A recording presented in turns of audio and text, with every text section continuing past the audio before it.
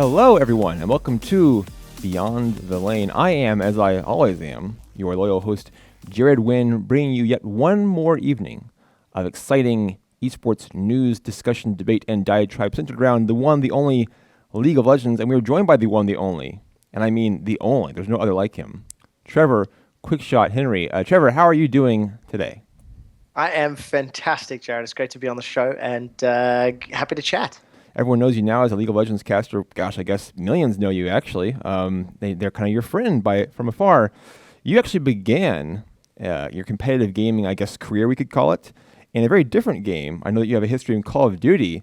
How does one go from Call of Duty, a console FPS, to League of Legends, a PC MOBA? Ooh, Jared, don't you dare say console FPS. Oh, no, did I go there? I'm from the golden old days of Call of Duty 4 Pro Mod on computer. The true refined taste when it comes to Call of Duty. Wow. No, but in a more serious way, you're 100% right. Yeah, I used to compete in Call of Duty in South Africa. I grew up, I was born there and raised there for 24 years. And in my teenage years, I actually played Battlefield 2 socially for fun.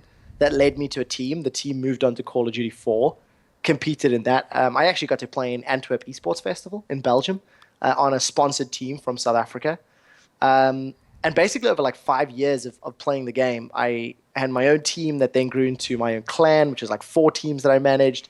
They then started playing Battlefield 3 and some of these other titles. And TLDR is I used up all of my competitive energy in Call of Duty. And when I stopped competing, I was looking for a game to play for fun and to unwind and relax. And my brother introduced me to League of Legends. That was in early 2010. So he got me into the game, got me started. And a few years later, I luckily enough found a place to share my voice and my love for League, because I played it for 3 more years before I actually got hired by Riot. So I was there from a very early age.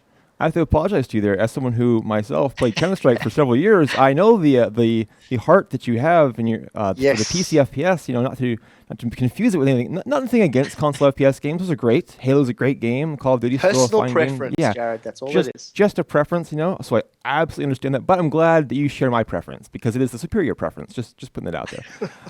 By the way, do you still keep up with COD? Do you still watch the scene at all? I do, but only for the big events. Okay. I pretty much only tune in for the internationals. It's still strange for me watching it on console because I'm really ingrained in like a keyboard and mouse when it comes to FPS. But I love watching the big international events, and I'm a big fan of Fwiz and some of the work that he does from stateside and whatnot from when he was still casting, and Puckett and those guys. All right, you know the right names. So I believe you. Yeah. I did a show with Puckett, League of Legends, when he was with MLG a few years back. So it was nice to also meet him and be like, hey, I've watched your work. It's a pleasure to meet you. And now he watches your work, Trevor. Well, luckily. So you mentioned getting into casting from playing competitively. That's a pretty big jump as well, just as COD to League of Legends is. How did you make that transition? And I guess as an addendum to that, do you miss the competitive aspect? I'll start with the second part, and yes, I do miss the competitive aspect. But I'm also honest and realistic. I'm not a professional player in League, and I don't think I have the skill set. I am, however, a nonsense talker, as all of my teachers and parents have told me my entire life. So I've been in a position where I was actually working in a company, also in Berlin, that wasn't Riot Games. It was an online strategy browser game, and my manager actually yelled at me and told me that I'm watching too many streams and all I ever talk about is League of Legends. I should just make it my effing job. And I got reprimanded, but I couldn't shake that thought. And then just through sort of exploring the idea, this was late 2010, early 2011, I started putting together some plans and some ideas and like, hey, where are opportunities? And I like to talk. So I investigated shoutcasting and broadcasting from my bedroom. And luckily, one thing led to another, and you know, a little bit of a plan that I put together helped work out. Reddit was, you know, kind to my voice and the new guy on the scene, and I got to do bigger and bigger gigs until eventually I got hired by Riot. It's the classic Cinderella story. You're put down by your boss, your manager, for getting too much into the game, and then look at you now. If only he could see you now. What would he say? What do you think, actually? Okay, so not my direct manager, but ironically, one of the other guys really got involved in CS:GO a year or two after I left, and he's running a CS:GO website. But yeah, I mean, it was very lucky that uh, at the time there was no regular league. It was these big ticket events, and everybody was looking for their weekend entertainment to the likes of small independent web tournaments. And I could just tune in from my bedroom or like, spectate through the client. And luckily, my sort of unique accent and flair at the time was a bit different, and it got noticed. I should ask you actually because you call it lucky, but how did you catch on with Riot? And in addition to that, I'll ask you at the time, did you see this being as big a job as it has become for you, going to these giant events with millions and millions of people watching you? No, I had no idea it was going to grow to what it is today. And getting noticed by Riot was primarily the partners that I worked with leading up to applying to work for Riot. Because, like I said, I started off by doing Go for LOL events here in Europe, Sunday Cups that would run anywhere from 8 to 12 hours, and I would solo cast them every Sunday for about 3 months. And I have to give a shout out to one of their league admins. His nickname is Nachtkind, because he's the guy that actually gave me the first approval to log in and be like an official tournament streamer, so to speak. That got me onto Reddit and got my name out there a little bit, generated a couple hundred viewers. And what ended up actually happening is, as I was streaming, some more people got to notice me. At the time, D-Man and Panky were doing some, private gigs for events like Insomnia, events like 4PL, DreamHack, and they got called away to one of these LANs. And the online organizer said to D-Man and Panky, like, who's going to cast? And they actually recommended me. They said, look, this guy Quickshot, he's doing a stream. He's got some overlays, and he's got a pretty good style. Send him your way. So they literally opened the door by having a bigger event to go to. And then luckily me getting the online one led to a LAN, actually, got me working with Puckett and MLG at the Summer Arena in 2012.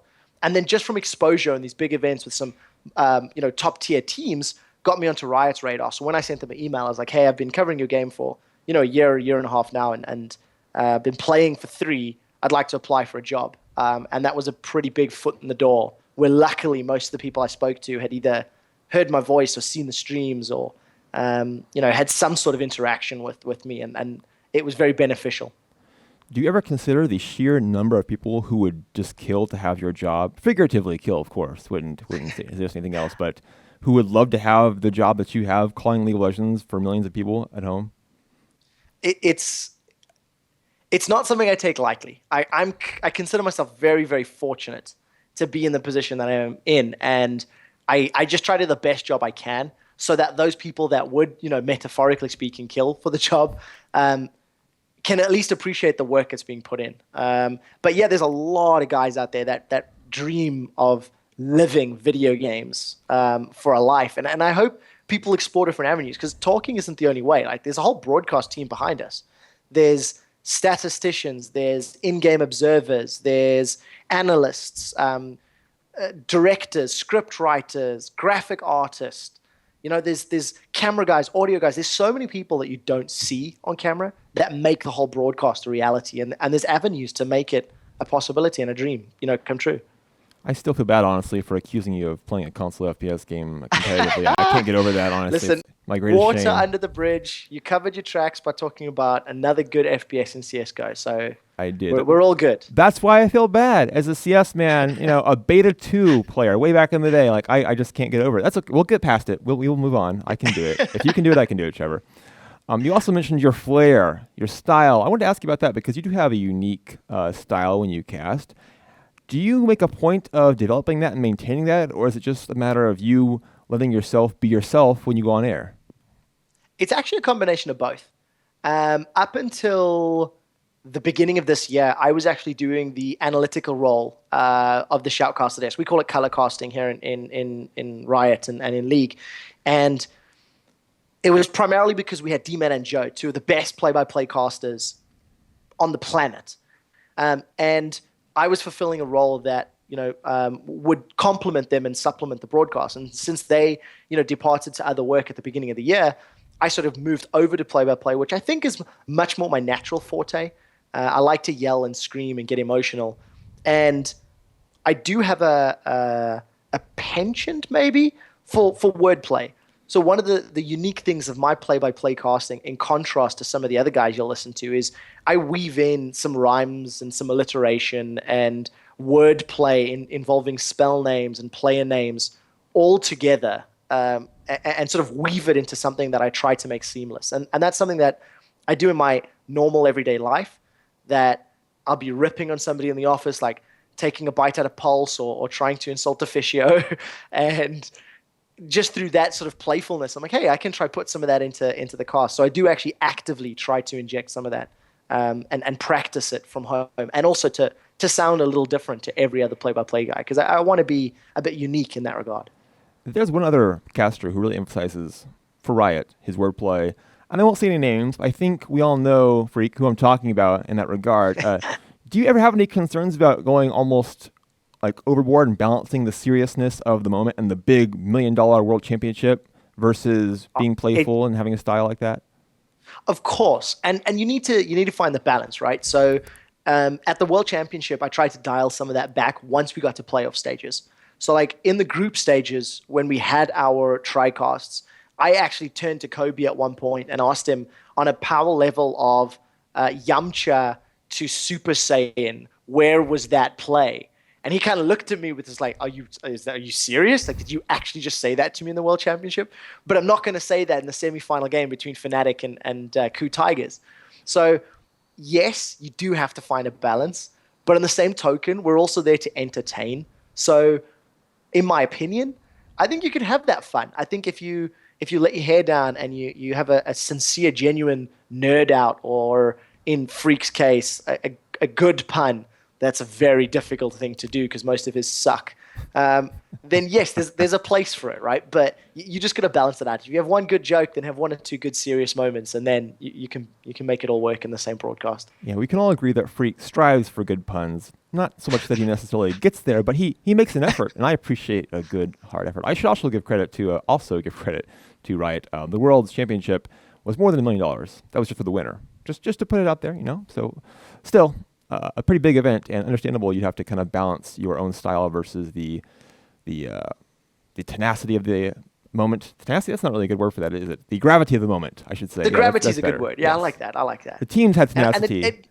And it also depends on like who you're with, right? Because some casters are a bit more serious, like Jat and Deficio, are naturally just a little bit more laid back and a little bit more serious in their approach. Kobe can go mental, and he can just jump off like the craziest streams of thought. So depending on who's casting, and of course the seriousness or the playfulness of the moment, depends quite a lot on what you should be saying and what you can get away with. I'll ask you one more question about actively casting games. Do you ever have to worry about the balance between criticizing teams and players for the mistakes they make and trying to give the benefit of the doubt or just promote the game as being played very well at a high level?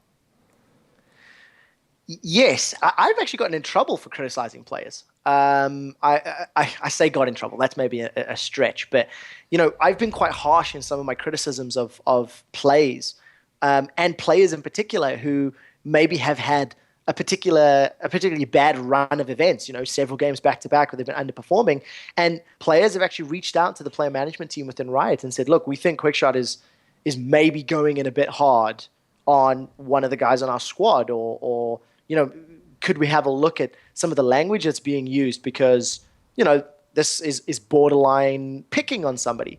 So we do have to find that fine line where if something is bad, we do have to say it, like, hey, that was a poor call, that was a bad call, but we don't have to rag on somebody. We don't have to make them feel or make the objective sound like we're trying to make them feel bad. So it's just finding the right wording and the way to present it. That wasn't the best decision to be made by engaging, as opposed to saying, well, that was the stupidest dive I've ever seen.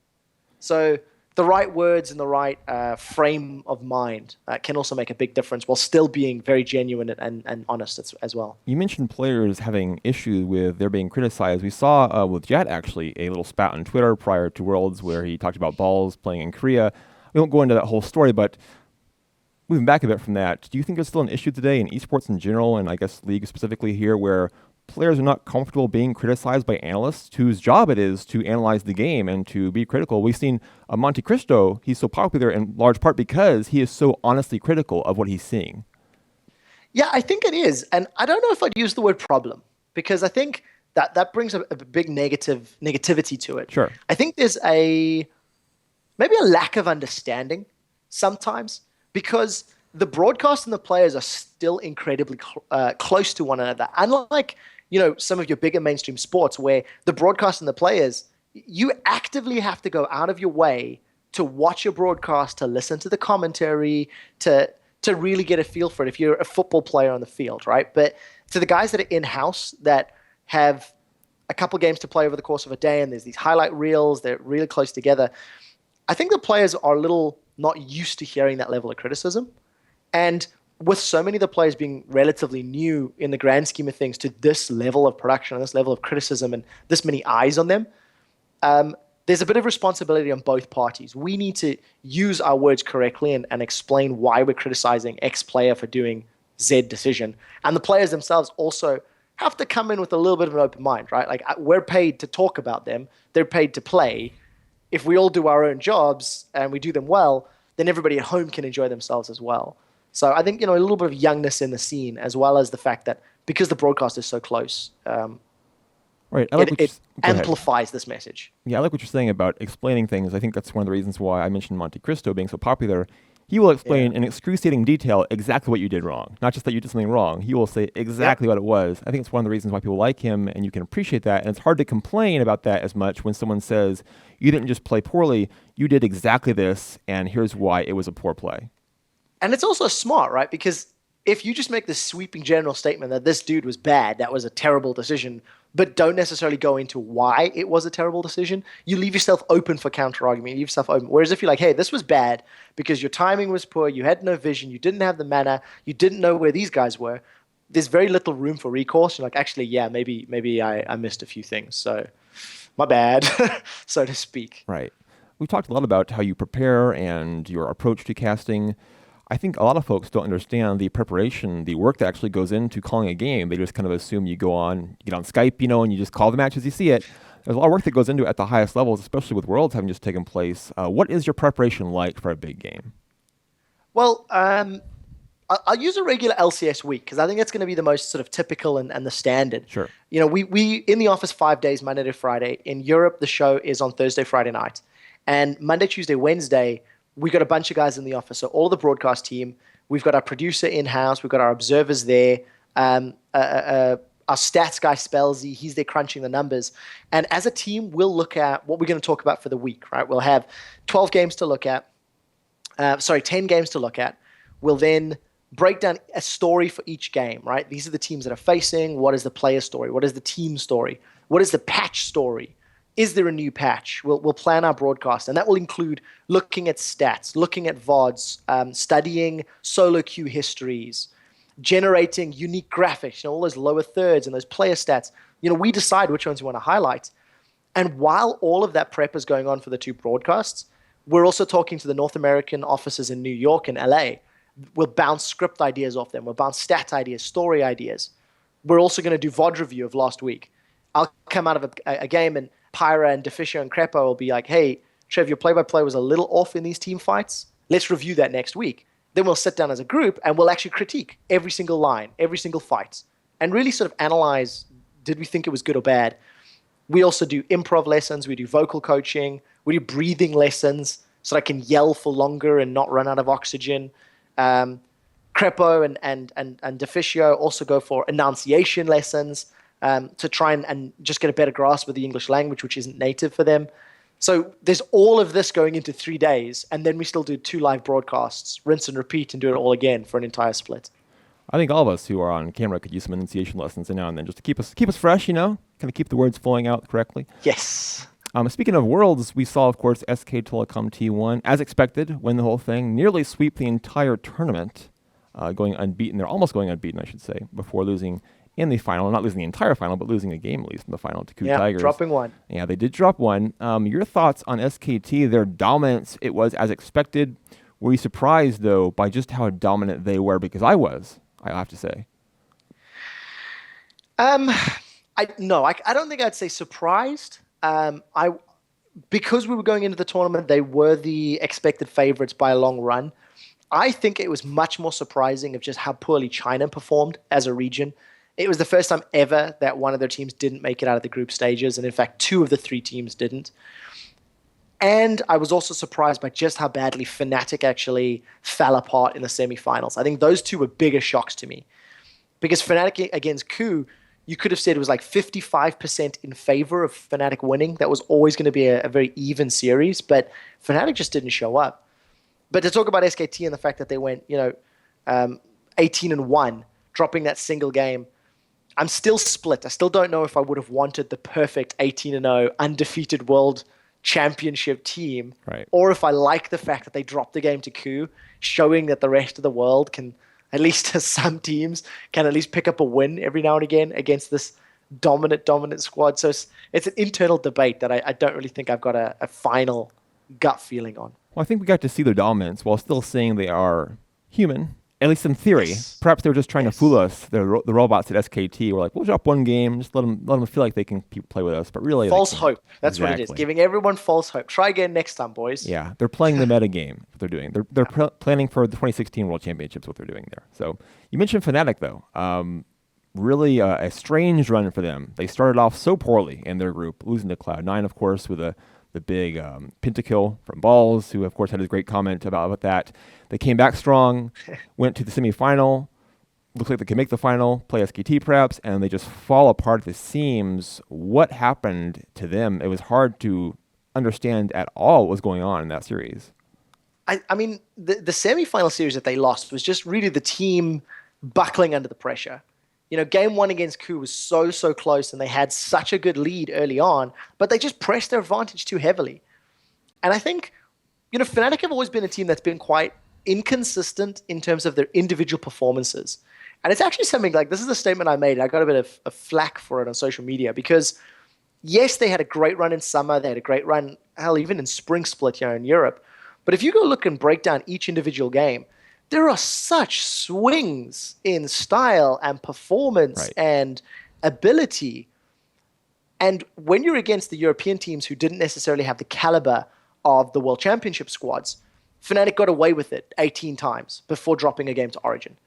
But in the World Championship, when they tried that same style, that same sort of swingy aggression, hey, we've got a lead, that means we dive. They dive the Coup Tigers and they give up tons of kills, tons of gold, and all the pressure that they built up. So I think, sadly, it was just kind of the core essence of Fnatic. It's what makes them beautiful to watch, and it also makes them beautifully sad when it all collapses.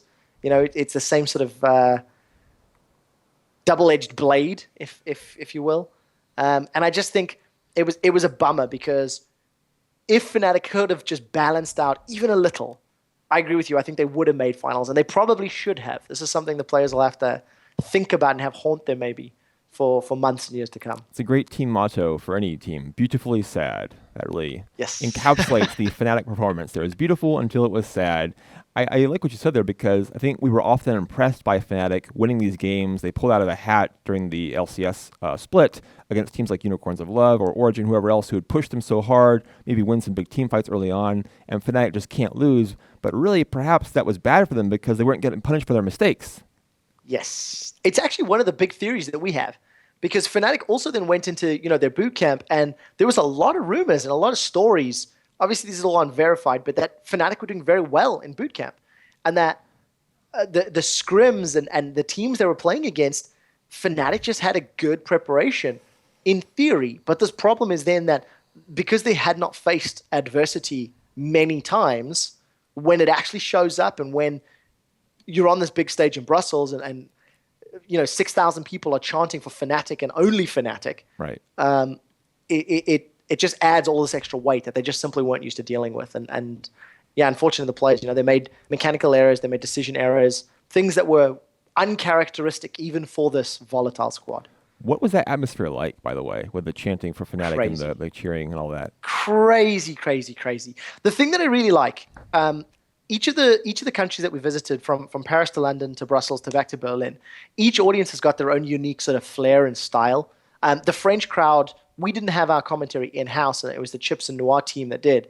And they really just egg the guys on and just get them riled up. And the French crowd, they lap it up, they eat it up. Going to London, it was like going to a UEFA Champions League game. Everybody just wanted to yell and chant and sing football songs. Brussels, because it was 2 European teams against 2 Korean teams, there was just so much love for Origin and Fnatic. But what I really like is even when they lost, there were still cheers for the Coup Tigers and for SKT. The entire audience tried to, yell and sing and chant.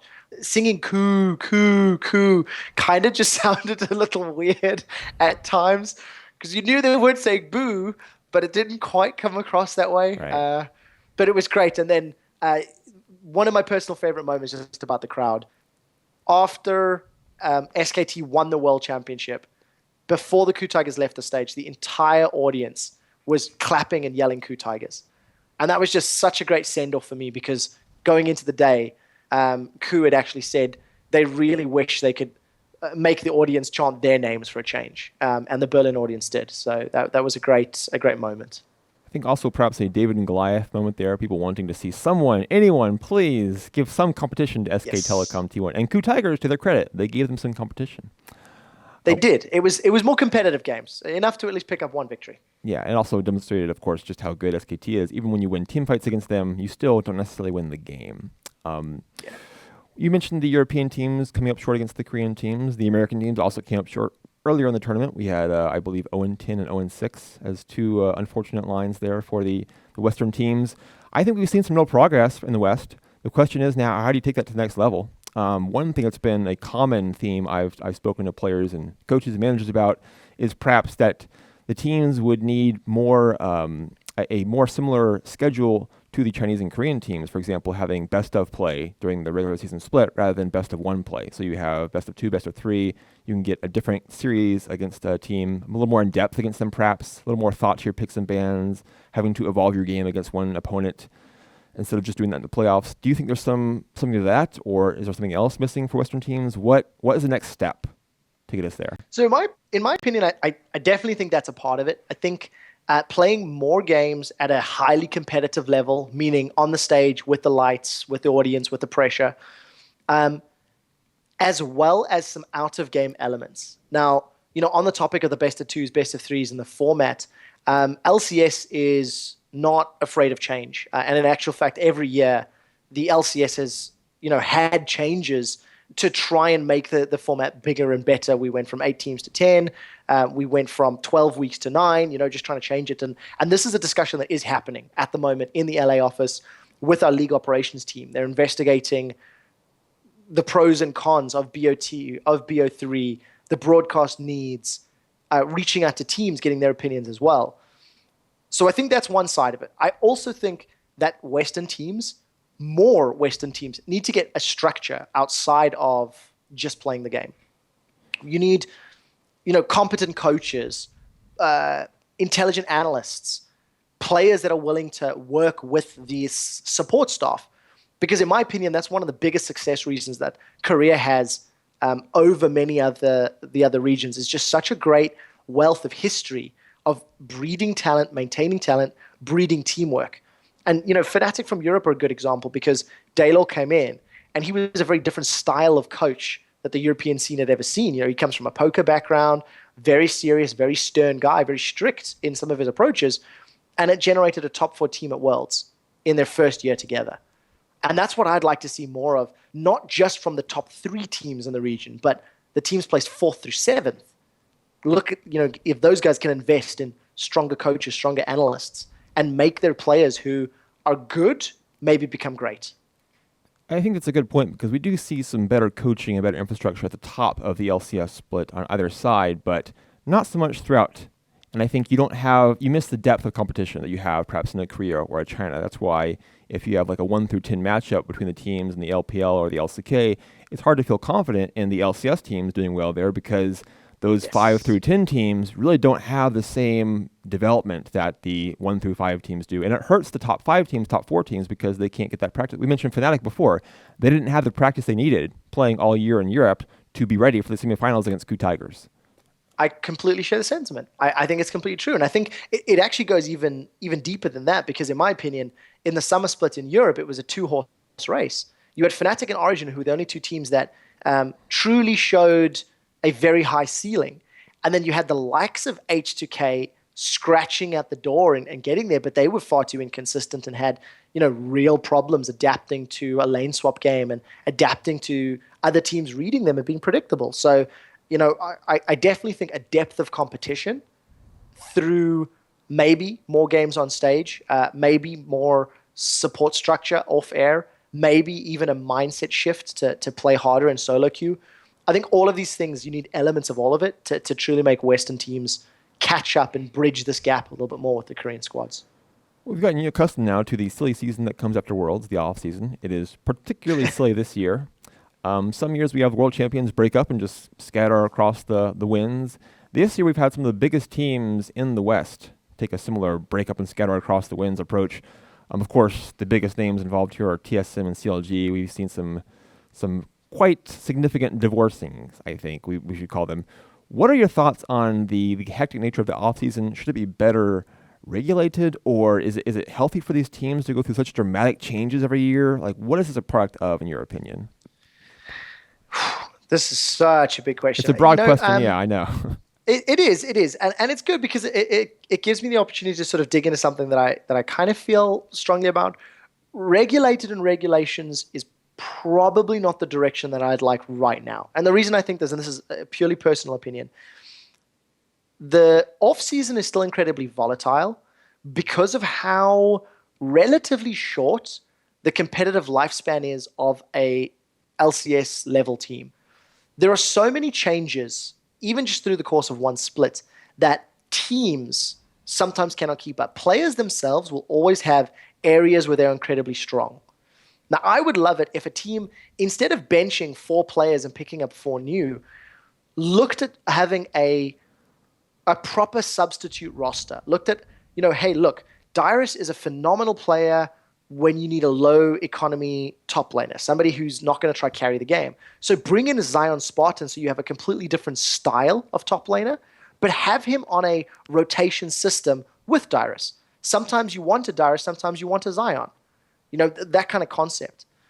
Now, unfortunately, because esports is still incredibly young, and as this very, very top tier of play across multiple games, in fact, is developing, you're starting to see these very hungry players, these very hungry teams going, hey, this new guy just around the corner, he's just as good as you, and he's younger, and he wants to try harder, so we'll pull him in right now. Oh, he's burned out. Let's replace him with somebody else. I think that's just a symptom of the fact that it's still very young. It's still developing. And I personally believe that once organizations get a better grasp of how to manage talent, you're going to start seeing 3 months becoming 6, becoming 12 as the standard when it comes to keeping these guys on board, and hopefully in the long run mean the off seasons is going to be less volatile. But I do still think it's more to do with the fact that it's still figuring out how do you build a good team, how do you keep them top tier without taking sort of, I'm going to use this word, but it's not right, without the easy option of just getting a new solo queue player to replace the dude who you feel is underperforming. We mentioned how young esports is and how young the players and teams often are.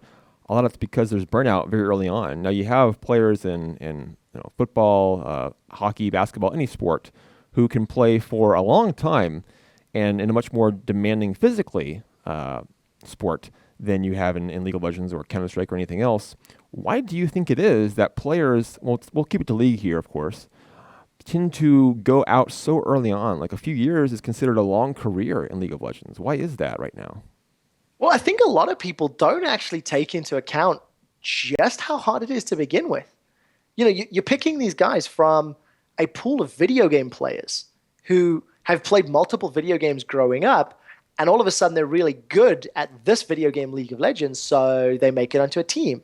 That team then becomes, professional in the LCS, and it's no longer just playing for fun. To contrast it to traditional sports where you play in high school, then you play in university. University takes you to like a provincial league. Provincial takes to national. You've got years of experience in a competitive environment that conditions you mentally for the rigors of competing at the top tier. And that's something that is still developing. You can go from solo queue player to LCS in the span of 4 months. If you get plucked onto a challenger team, qualify for a challenger series, win out the challenger series and beat an LCS team, you could be be an LCS. That's 4 months. So 4 months of mental conditioning for what is now going to be one of the most intensive jobs on the planet, from practice to learning to patch adjustment to teams to scrims to stage to viewers online. It's just a very short time frame. And I think that's probably one of the big reasons for burnout, because you don't properly have that conditioning and training and mentality of all of the weight on your shoulders. And that, again, can also be remedied with a little bit more planning, a little bit longer seasons, more maturity from the players and from organizations. You get the new young Bjergsen from solo queue. Hey, give him a proper coach, a proper handler to help control expectations and sort of train him for what's going to happen. Yeah, I think maturity in the scene, as it evolves, will continue to produce better results in each of these regards. So it makes sense. We're going to continue now, keeping things very broad and expansive and covering every possible angle of League of Legends while you're here. The new patch, the new season is arrived. It is very new. It has a Rift Herald in it, a brand new objective. I want to get just from you your first thoughts. What's most prominent to you in the new patch and how it's going to affect the game? Just how a small lead can become a giant lead. So it's very clear the objectives of making the game more focused around action, more focused around playing to get a lead as opposed to playing to not lose a game. If that kind of makes sense, you're playing to win, not playing to not lose. Right. Is definitely something that's worked. I think the game feels very fresh. It feels very intense. I've played probably around 20 games in the last week. I've been preparing for the first 522 tournament, which is going to be in Australia, the international wildcard. And these games are very snowbally. I do think some of the numbers and some items like Guinzoo's Rageblade, I feel is a little overtuned at the moment. I think that's going to get dialed back. And I just think, in general, it's more exciting. It's more intense. It just needs refinement. And I think if we can tweak some of the numbers and fiddle with some of the settings, I quite like the direction. It's going to make League a bit more action-packed, a bit faster paced, a bit more fun both to play and to watch. And that's never a bad thing. I mentioned the Rift Herald. A fundamental part of why we have the lanes as they are is because the dragon is where it is. It's a big objective on the map. You need to play around that. Lane swaps, all these different things, they often have to do with the dragon being where it is. Now we have a second dragon with very different, of course, abilities and offerings, very different effect on the game. Second objective, let's just not even say second dragon. Do you see the potential for that to really change the basic roles and basic lanes that we see on the game, especially as the meta evolves and teams really adapt to it? I think it does. I think at the competitive level, you could have teams that could look to invest a strong sort of top lane jungle duo with the intention of winning that half of the map and getting the Rift Herald and then playing like a split push style game. In the games that I've played with some of the other casters in the office and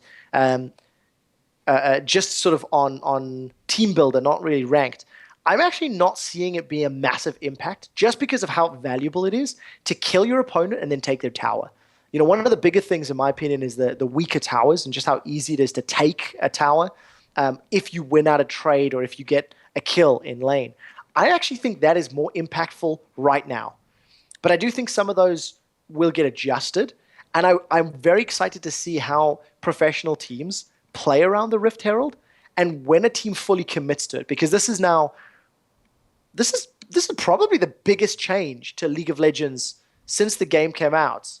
And at least in my opinion, because it has the potential to completely rewrite how you play around that half of the map and how you interact with that laner.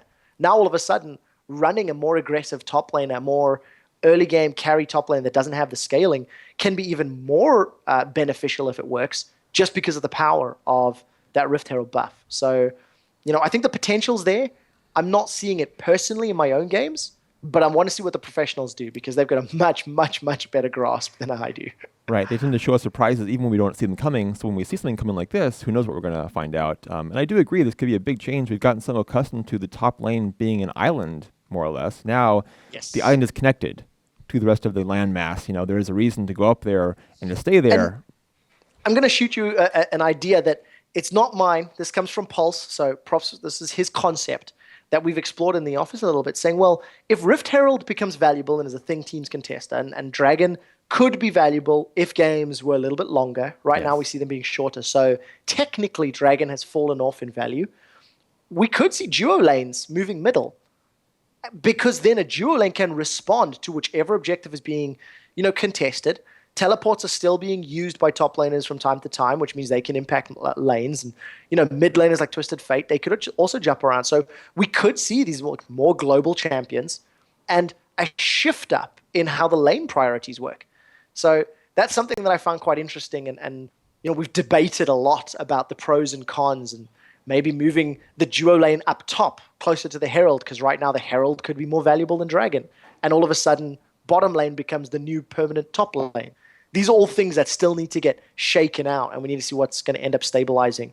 And I think a lot of that will probably be determined by these professional teams and these top-tier players, because they will carry through what they've found in scrims to broadcast. Broadcast goes solo queue, and solo queue will trickle down all the way through to all the other ranks. Right, because there are teams right now considering these very things, players playing out these very ideas and wanting to toy around these things and see what advantages they can find. It only makes sense. The meta must be unearthed in this new patch.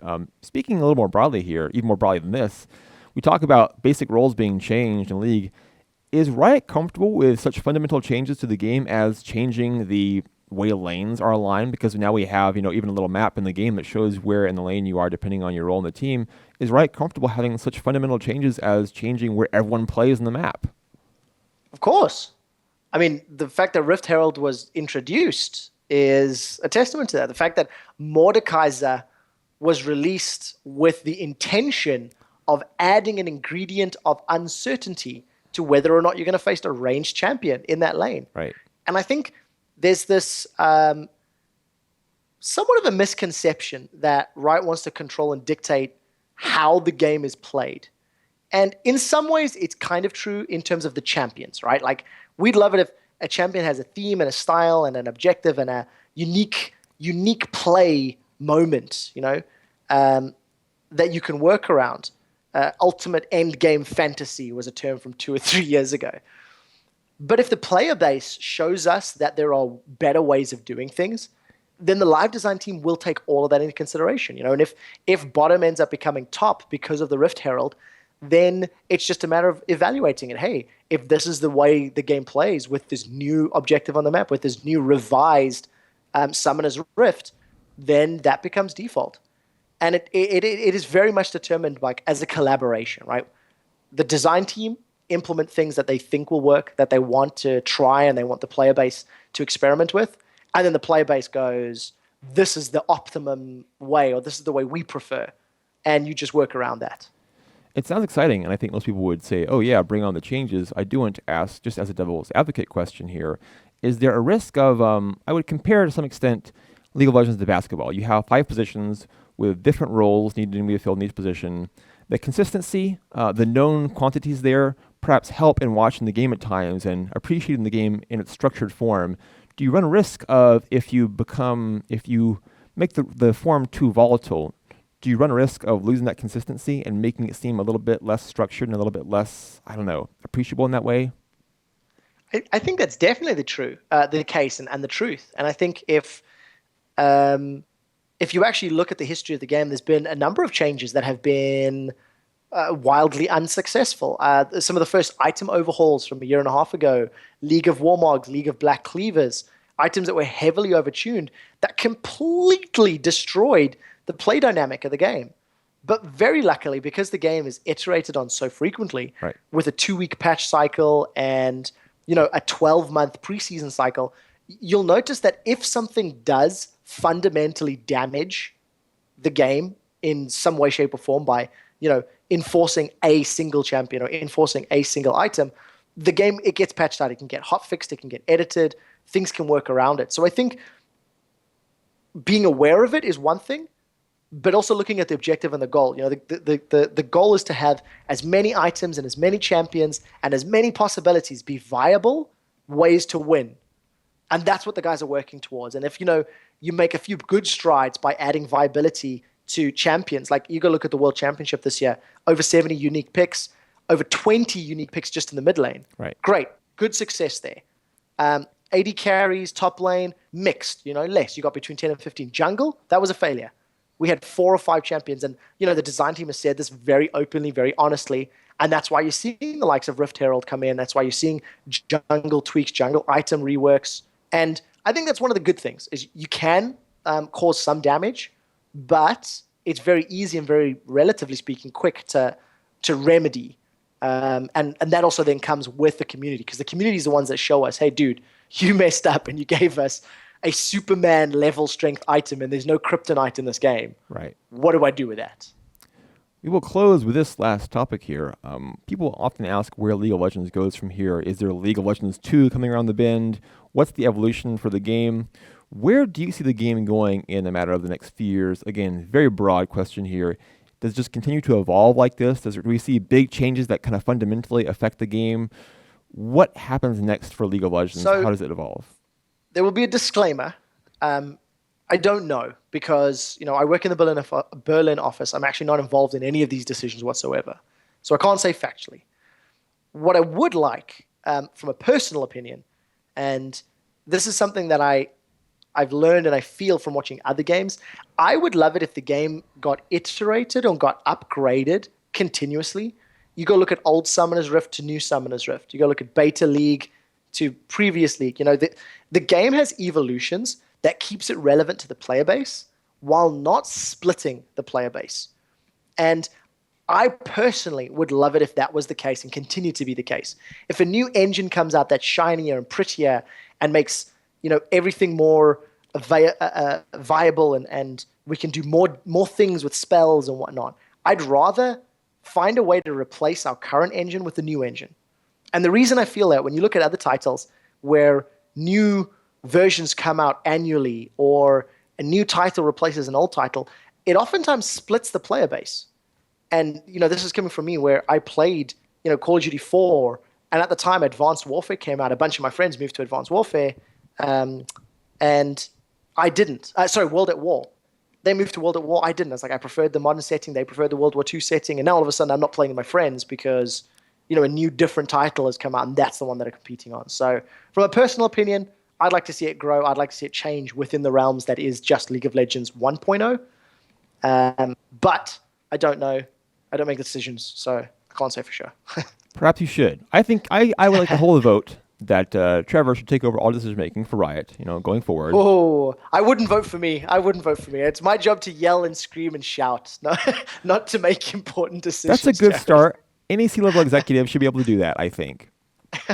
But I can empathize with what you're saying actually there. Even with Counter-Strike, we had many years between updates, and still when Source came out, there was a big split between the original Counter-Strike and Counter-Strike Source. So when you split games with big communities, you inevitably have a split, and that's not exactly a healthy thing. Now we have, fortunately, Go bringing us all together.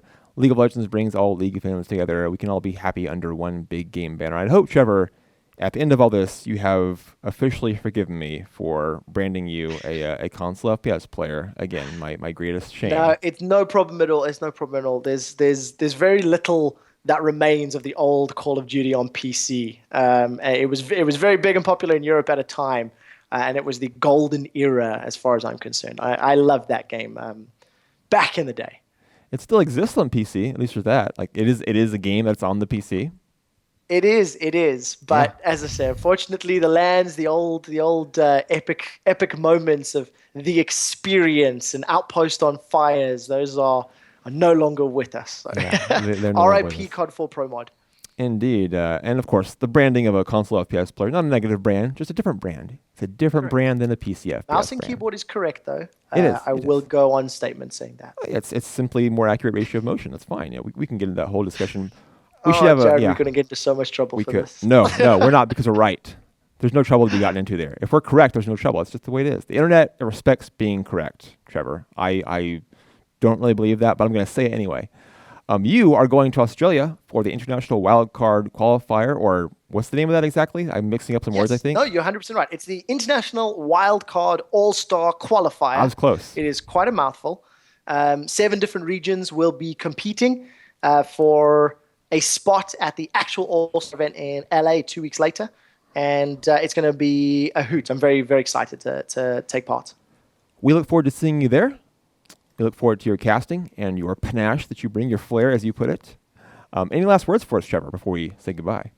No, just thank you for having me. It was a pleasure chatting, and yeah, hopefully the preseason shuffle will settle down, and we'll figure out whether or not the Rift Herald is the next early game objective that everybody should be playing for. Well, it has to settle down at some point. I mean, the players can only switch so many teams so many times. There's no more teams to go to. Like you can only change rosters so many times. I appreciate you being on the show, Trevor, and I appreciate even more than that you helping me to establish the superiority, I should say. It's a big word. I'm not sure if you're aware of that. Of the mouse and keyboard setup. Truly superior, as we Pleasure can was mine. all agree, as everyone in the world can agree. If you like what you saw here, please follow us at twitch.tv/daily. YouTube, the VOD, daily.esports. Follow and like on Twitter and Facebook at .esports. And of course, for the best in esports news and reporting, daily.com, where we cover this very game, League of Legends. Thanks for watching, and we'll see you next time.